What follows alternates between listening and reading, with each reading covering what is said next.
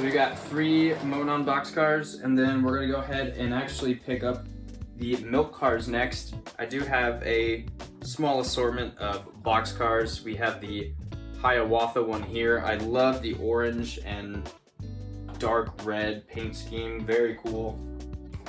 Although I don't really like the trucks and the couplers on the milk cars.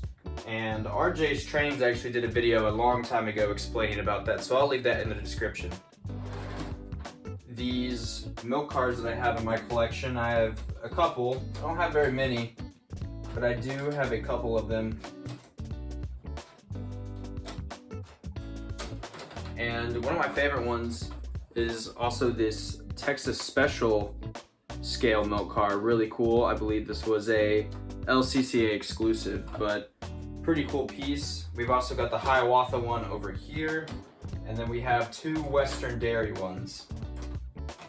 Next up, I do have some reefer cars. This is the Union Line Dairy Products refrigerator car, and it was made by K-Line. It's a very cool piece, and I do also have a couple others, and most of this type of boxcar that I have is back in Muncie. I do have 4 of the Muncie and Western Ball Brother boxcars, but I like to keep those at school because I like to run those at school on my floor layout.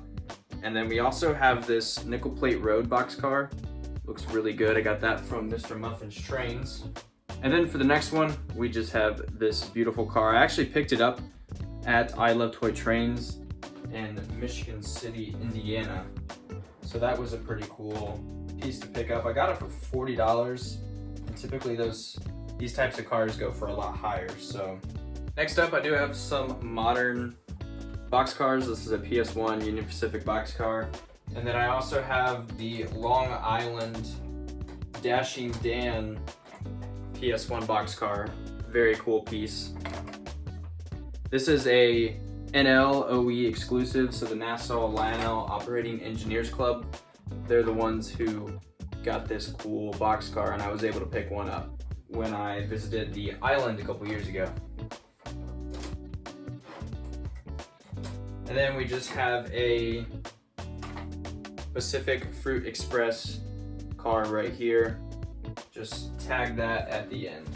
Next up, I do have some semi-scale boxcars. We have this Daylight one from the Chicagoland Club, and it actually has the person that comes out of the boxcar, which is pretty cool.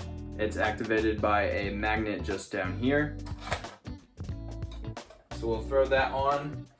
And then we also have a Monon Lionel Collectors Club of America boxcar, semi-scale. Pretty neat stuff. One of my favorite semi-scale boxcars. And last but not least, we're just gonna throw on a post-war milk car. These are always fun. This is one of my favorite post-war accessories. Throw that on the back. So going on the theme with post-war, because we just added the milk car to the back, I've got a couple more post-war boxcars that I'd just like to show. This one here is the helicopter reconnaissance car. Now what's cool about this is there is a helicopter inside that you can wind up, and when you pull the magnet at the bottom, the helicopter will come out and it'll fly off. It's pretty cool. I've done a video on it in the past. If you want to go check that out, I'll leave a link in the description.